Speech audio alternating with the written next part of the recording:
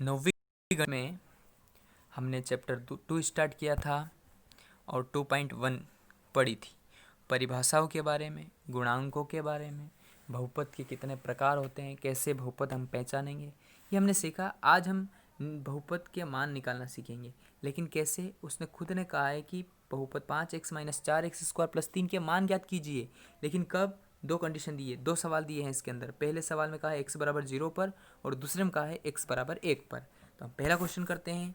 हल में लिखा हमने जो बहुपद दिया है अपने को, क्या दिया है भैया? 5x - 4x² + 3। इस पर ध्यान दें आप। अब कुछ भी नहीं करना है। x = 0 का मतलब जहाँ जहाँ x दिखाई दे रहा है वहाँ 0 रखना है। यदि x = 2 देता तो जहाँ जहाँ x है वहाँ 2 2 रखते। 3 होता तो 3 3, 1 होता तो 1 1, -1 होता तो 1 1, -1 1। अभी 0 है तो 0 लिखेंगे।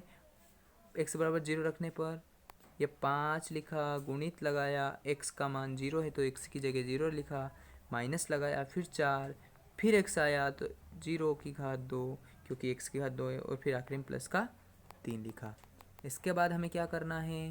गुणा करना है। 5 का गुणा 0 में तो 0 आएगा, माइनस 4 का गुणा 0 में तो 0 आता है, प्लस का 3। तो ये 0 - 0 क्या रहेगा? 0 ही रहेगा। तो 0 में 3 जोड़ेंगे तो आंसर क्या आएगा इसका? 3 आएगा।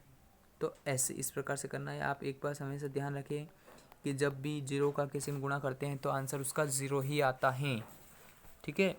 अब अगला प्रश्न है इसका कि x = -1, यानी कि जहाँ अभी अपने 0 रखा है वहाँ पर आप -1 रखेंगे। सवाल वही 5x - 4x² + 3। अब इसमें x बराबर क्या रखना है? 1 रखना है। खुद ने कहा उसने -1 पर वैल्यू निकालनी है, मान ज्ञात करना है।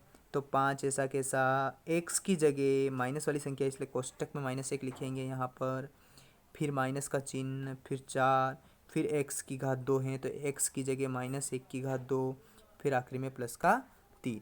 ये लिखने के बाद हम इसको हल करेंगे। हल कैसे करना है भैया? 5 का गुणा -1 में करेंगे तो -5 आएगा। ये -1 का स्क्वायर करेंगे, -4 तो ऐसा कैसा, गुणित, जब घात सम होती हैं तो माइनस हट जाता है ये वाला, तो क्या हो जाएगा? ये सिर्फ 1 हो जाएगा और प्लस का आखिरी में 3। इतना हो जाए। उसके बाद में यहाँ पर 4 एकम कितने होते हैं? 4 ही होते हैं। सामने पहले गुणा होता है, आपको यही पता होगा। पहले सवाल को हल करते समय पहले गुणा करते हैं। अब 4 एकम कितना हो गया? ये 4 हो गया। ये -5 और ये कितने का 4, -4 कितने होते हैं? -9। तो लिख दिया -9 और आखिरी में क्या है? प्लस का 3। अब आप ये भी जानते हैं कि जब भी सवाल के अंदर एक माइनस हो तो हम घटाते हैं, 2 प्लस हो तो वो भी जोड़ते हैं, 2 माइनस हो तो भी जोड़ते हैं, पर चिन्ह क्या लगाते हैं? जो बड़ा हो उसका चिन्ह लगाते हैं। और यहाँ एक माइनस हो तो घटा देना आपको। 9 में से 3 गए तो कितने बचेंगे? यहाँ पर आपके पास बचेंगे 9 में से 3 गए तो आपके पास बचेंगे जो माइनस के 6 बचेंगे। कैसे भैया? 9 में से 3 घटाएंगे तो कितने बचेंगे? बराबर में -6। बड़ी संख्या आई की है माइनस की, इसलिए माइनस लगाए। 9 में से 3 को घटाना है, 6 बचेंगे और बड़ी संख्या जो हो उसका चिन्ह लगाना है। तो इसका आंसर क्या आएगा? बराबर में लगा के -6। तो आप ये नोट कर लें, -6 इसके आंसर है। अगला प्रश्न आता है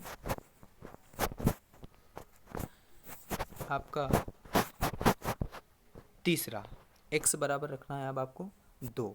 सवाल वही 2 रखना है, तो आप कोशिश करें बिना देखे ये 2 आप अच्छे से सीख लें। इसके बाद तीसरा आप ये खुद प्रयास करें, और नहीं आए तो ये आगे वीडियो देखें और फिर इसमें मिला लें।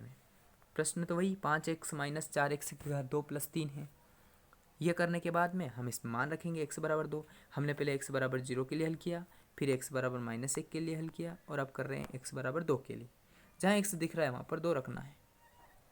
5 ऐसा कैसा, गुणित लगाया, x का मान 2 है, यहाँ पर 2 रखा, फिर माइनस लगाया, फिर 4 लिखा, x का मान 2 है तो 2 की घात 2 हो गई, फिर प्लस का 3 लिखा। 5 दूना कितने होते हैं? 10 होते हैं, तो हमने यहाँ लिख दिया 10। ये वाला माइनस लगाया, 2 की घात 2।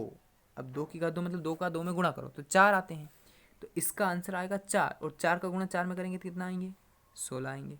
धैर्य से हल करें आप इसको। पहले स्क्वायर को हल करेंगे, 2 की घात 2 का मतलब 4 और 4 चौक 16, तो ये लिख दिया हमने यहाँ पर 16 और आखिरी में प्लस का 3 है। आगे बढ़ते हैं। अब इसको हल करते हैं। इसको हल करने का तरीका है, आगे वाले दोनों को पहले हल कर लेंगे, फिर आखिरी वाले को हल कर लेंगे।